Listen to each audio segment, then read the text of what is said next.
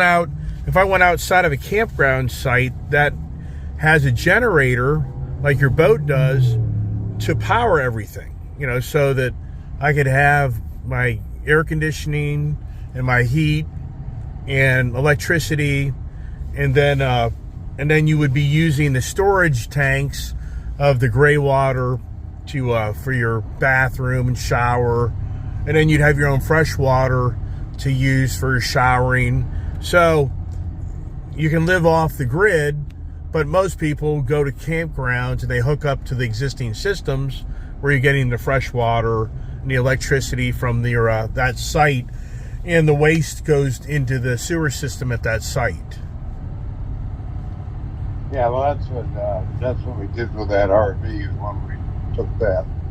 Yeah, and then I just have assumptions that campgrounds have pump out stations for you to go and discharge your own waste if you've been living off the grid. That would be my assumptions.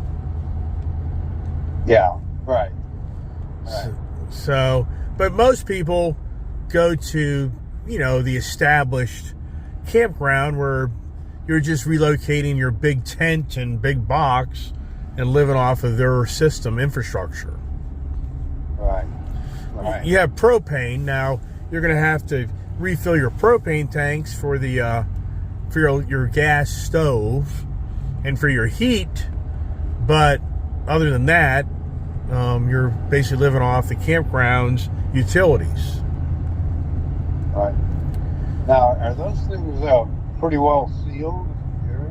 Well, they are, but what they say is you're supposed to every 3 months get on top of the roof and check for caulking seams and re-caulk them, because that's a big problem in the industry. Is they get water, the silicone, the seams and silicone separate, and then you get water leaks. So they highly recommend every 3 months you get on top of that camper and you take a caulk gun with you and you re-caulk those seams, or you plug the seams, if you know what I mean. Yeah, but what about the units? Is the floor and everything pretty well sealed? Oh yeah, it sounds to me like it's the top of the unit that gets all the rain on top of it, or snow, that tends to get the water leakage, where when they put these things together, the seams, they deteriorate, the caulking deteriorates over time, and that's where the water starts to seep in. So they didn't really say much about that on the bottom, but when I take deliveries, like I won't even take delivery of that camper to like the 25th of April, because this place sells, they sold 164 campers last month and RVs. I mean, so it's then today the place has a gazillion people there buying stuff. So it's beyond believable. So their service end really isn't even ready for me to take delivery of that until, borderline close to 2 weeks from now. Well, I was looking at the specs on that, the information you sent me, and I had no idea those things weigh 4 tons. Right, but you know what? Those bigger fifth wheels, so there was a bigger fifth wheel used there that I had interest in, but they said it has major leak issues, and they said that the numbers, it just wouldn't make any sense on the numbers, amount of money you have to put down. So that unit weighs 15,000 pounds, empty, with no gear, no water. I mean, wow. And so for me to park that camper on my property, 10,000 pounds is already kind of, a challenge in some way. But for 15,000 pounds, I'd have to bring in rock, gravel. I'd have to dedicate a whole separate area and probably spend a good $500 to $1,000 in material to really get the proper area for that RV. I mean, I still may have to do that anyways, in some ways. Wow. Yeah, and then think about towing. So, like, if I was to buy a fifth wheel trailer and then throw my 2 Harleys in the toy hauler, and then your baggage, your gear, I mean, you're going to be maybe 17.5, 18,000 pounds behind you going down the road, and until you tow a trailer, you don't get it. I mean, I tow that car hauler, that's 12,000 pounds, and that's a lot of trailer behind you going down the road. So it's good news is I'm used to about that weight to tow. Only difference is this will be a little longer. This is going to be about a 35-foot in length trailer once you hook it up to the truck and the front tongue, versus I'm right now pulling about a 30, I'm probably pulling about a 32-foot trailer. Now, then you add the truck to it. Oh, yeah. Right. Yeah. Yeah, I mean, yeah. Almost 6 vehicle and trailer going down the road. Oh, it is. Yeah, it's crazy. But the good news is Stephanie gave us the blessing, so that's a really good thing, because I told Stephanie that should she just not want this to be, I'm not going to argue and I'm not going to do it. But she's up for it, and she's more on the page. It's definitely be about me and Julia more than her, but she'll definitely, probably go here and there. And if we ever brought it down to Florida, that'd be really, Julia'd like to go up to that Manatee State Park. We take it up to Manatee State Park and we hang out there a few days in it, or something like that. Yeah, that'd be fun. Yeah. Yeah. So the good news is I can bring that down there, and there's no doubt that you and David would definitely be accommodating in that unit. It could work. Yeah. Well, I hadn't really, focused much on the specs until last night. Wow. Yeah. It's a lot of weight. This is a lot more than a little camper van. Yeah. Oh, yeah. It really is. It really is. And so the good news is that was an $85,000 unit new, 2023, and you probably would have got it for, I would say, probably 65 to 70. That, like last year, if you went there, they probably let it go for like 65 to 70. But they swear up and down that that thing's just to move it on, and they were really, everybody there was saying that's a really good deal for me, and it's the better way to go, especially being new to the RV industry. I think it's a better way to go, and keep it simple. And if we really love it, it'll just be a stepping stone to get something bigger down the road. 2, 3, 4 years down the road, get something bigger if we really think it's what it's, that we really like it and we really use it. Well, your mother thought that was probably a good idea. So that's great. Yeah, well, the good news is it all came together, and which is because it was 2012 when you and I went there. Did I tell you that earlier? Yeah. Yeah, so 12 years later, it took me 12 years to finally come to closure that I felt comfortable in doing this. Well, I think it will work well. I mean, pretty hard to believe it took 12 years to finally to say, all right, I think we got something here to play with. So that's exciting. Yeah, it is. Yeah. And we got nice looking. Yeah. No, it is. It really is. How does that slider? How do you activate and operate the slider? Well, they're electronic, and inside there's just buttons for the sliders to slide in and out. So when you're traveling, they just they're sectional, so they just compact in and they get close inside the interior, and then you're good to go down the road. And then when you get set up, you just hit a button and they expand back out. So it's very simple. Just hydraulic. I mean, it's electric. Now, that thing doesn't have an onboard generator, does it? Yeah, it does. Does it really? Yeah, it even has its own onboard 30-gallon gas tank to fill up your utility vehicle or your ATV or your motorcycle. Wow. Its own fueling station. Yeah. It has It has an Onan gasoline generator. So it's gasoline. What is it? A 4-cylinder, 2-cylinder? Oh, I guess. I haven't looked at those specs, but that's what's so cool about it. You can literally live off the grid if you have to.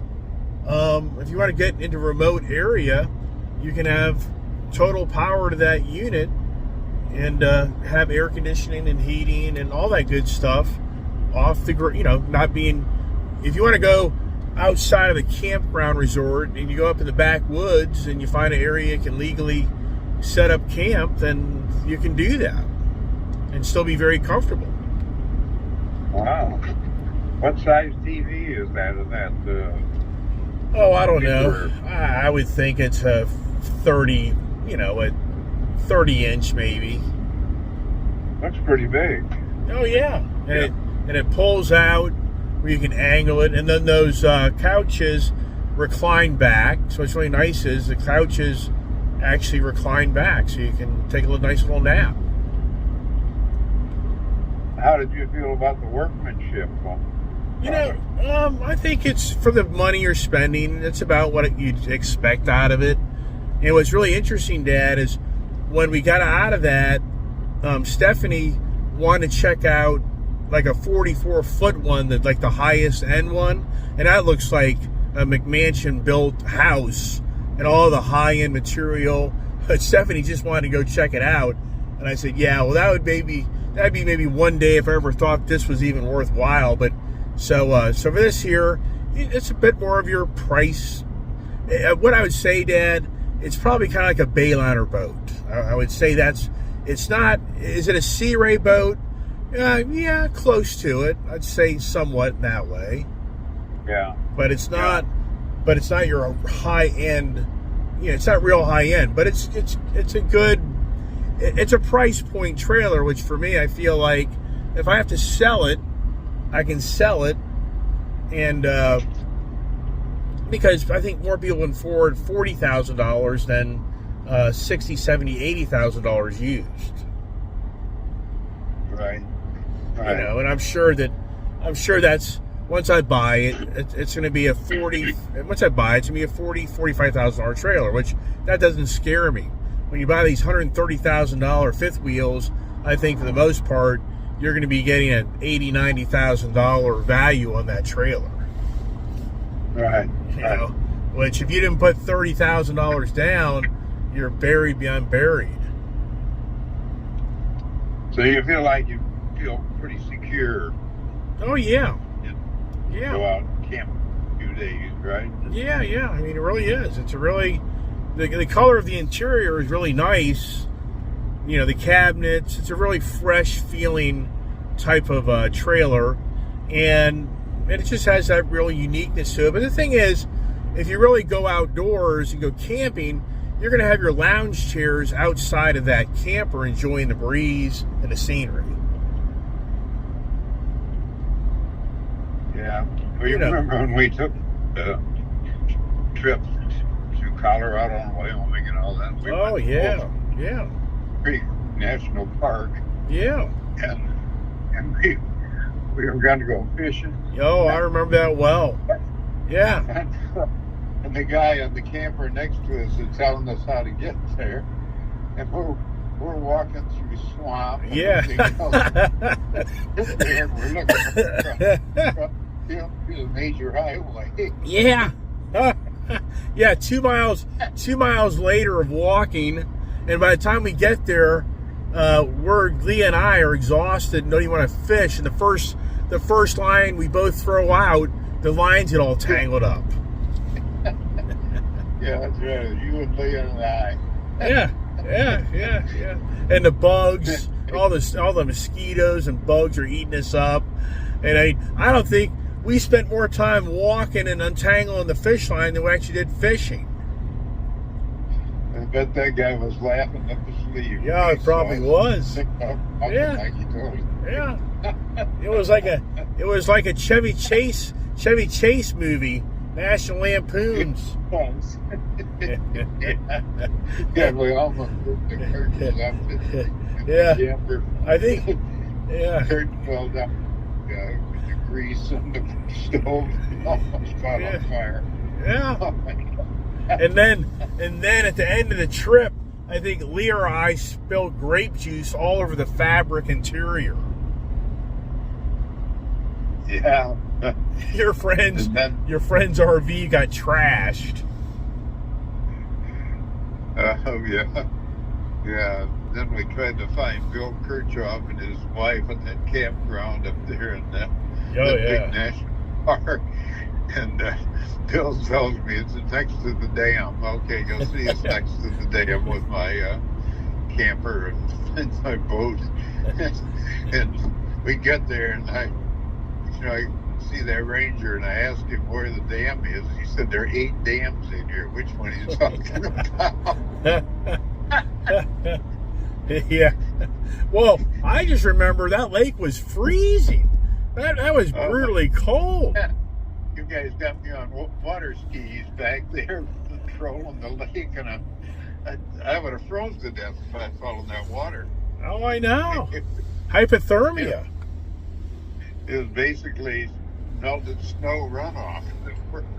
Right. We're trying to water ski in. Oh, yeah. Remember when we pulled up to the tarantulas? yeah. That was it. Yeah, that was in New Mexico. Yeah. Your mom saw that thing out and said, we're not staying here. We can't stay here. There's tarantulas all over this place. What are you talking about? Where are we going to go this weekend? Have tarantula out here. Yeah. And then we go up to another rest stop. We moved. I left because of that. Yeah. We go up to the next rest stop. Next morning, about 4:30 or 5 a.m., I hear these cows mooing. Yeah. And here we are, parked next to a big cattle trailer. Cows. Yeah, we should have had video of all that stuff back then. There was many laughs on that thing, and also many frustrations too. Oh yeah, well, remember Mom went to use the bathroom in the back, and you ran over a curb and about threw her off the toilet into the main hallway. Yeah. And then finally find Bill Kirchhoff and his wife and their campsite, and we're having a cookout of sorts. Your mom comes out of the RV in this evening gown. We're roughing it. She's in the evening gown. Shirley Kirchhoff would never fit that. She would never coming out of that down the steps of the RV in that evening gown. We're in the middle of nowhere. Yeah. Well, those guys' vision was like the what was the movie? Every sitting around the fireplace eating beans. Remember the movie? Yeah. I can't think of the name of that dang movie. I got it. Yeah, I know. But we took 2 weeks. That was a 2-week trip, right? Yeah, about 11 days. Yeah. Wow. Oh yeah. Yeah, but it's interesting, Dad.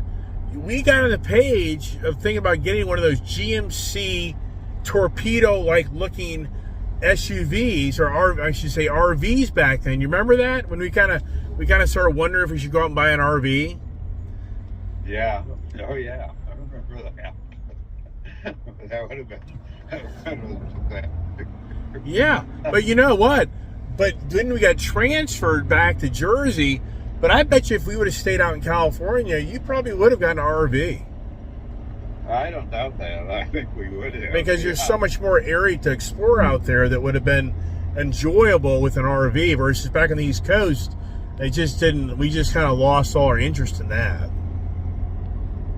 Well, we could have taken an RV to the skiing sites, Yeah. where we went skiing up there on Lake Tahoe. And, right. Yeah. Yeah, I know. Wow. Well, I think that the RV is coming, kind of like the boat. It's just, that there's going to be something goes wrong. That's just the way it is. And if you don't own a boat, then I think you're clueless. But I'm sure the RV will have, something happen. But that is what it is. But I hope it's not more nuisance than fun, if you know what I mean. Right. Hey Dad, did you ever figure out? Did David ever figure out the switch problem with the boat? Yes. Oh, he never told me. Yeah. David never texted me that they finally fixed it. Well, after replacing about 4 or 5 different components, he finally, turns out that rocker switch was bad. Really? Yeah. Oh my! So that was the real problem from the get-go? Yeah. Oh my gosh! I just so had that feeling that you're just opening up a can of worms, and if you had a guy that does this stuff every day of his life, he'll probably figure out what it is pretty quickly instead of start throwing away perfectly good parts and aggravation for what in the end was one simple thing. Oh yeah, David. Yeah, that about drove him nuts. Funny. Oh my gosh. Yeah. But hey, Dad, the boat is officially next to Captain Jack's now, right? Yeah, Captain Jack's. The Tiki Hut. Have you been there? Have you been there to look at it? Yeah, we had a good group of sandwich with French fries in there. And it was about middle of the afternoon, and it was a pretty good little crowd in there. And then they have live entertainment every night of the week except Sunday. Right. And they get a pretty good turnout, I guess. Yeah. And the marina itself has some tables right out next to the Tiki Hut that you can use if you want to. Right. If it's midday, you're going to be sitting out in the sun, and that's no fun. But that's true. It's truly a thatched roof on that thing. I mean, it's truly a thatched roof building, and it's kind of neat, really. But do you like it? I mean, do you now like where the boat is? Yeah. It's good food. Yeah, Captain Jack's got a pretty good reputation for good food. They got a pretty good menu with, seafood and fries, appetizers, and so I'm sure it's a popular young person's place. Yeah, but every evening and everything. Yeah, but are you happy? Are you happy with the boat storage? That's got a boat store, yeah. No, boat. I'm saying, Dad, the boat has been relocated to a new spot. Do you like it? Oh yeah. Yeah, it's there. Yeah. And it's on it's on the lower level, and there's really not much above it, getting it all dirtied up like it was over at the Port Hartman. Did they fix? Hey, Dad. Yeah. Did they fix the bottom of the hull? Well, not to David's satisfaction. Some work's going to have to be done on it, but I didn't want to get into that with Jim and all that. I just wanted to get out of there and get that settled. Yeah. Because, and where we're at, we've got a hose bib right, and hose, fresh water right next to the boat. Yeah. We got electrical. Right. So we can, plug the battery charger in. We can fill our water tank right there. We can hose the boat off. Right. David can get off and on without having to use a ladder. Yeah. I was really worried about him on that ladder over there where we were at Port Hartman. He was having to stand on the top step and step off on the boat. Right. And boy, the parking lot doesn't have a level spot in it. Right. You know, the tarmac is all breaking up everything. Now you're out there on a ladder, standing on the very top step. Right. That's a disaster waiting to happen. And by the way, the guy right next to us, his name's Ken. David's gotten to know him. Oh, David ran into him at Thornton's this morning. Oh, wow. And turned out on Shore Drive over there. Oh, nice. And he's been at Port Tarpon for about 7 years, and David told him we've moved. And he said he's going to have to do that too. Oh, really? That was kind of interesting. David's been talking to the guy. He's down there working on his boat a lot right next to it. He got a blackfin. Yeah. And, he and David have gotten to know one another pretty well. And then David Thornton's this morning. Wow. And told him moved. Right.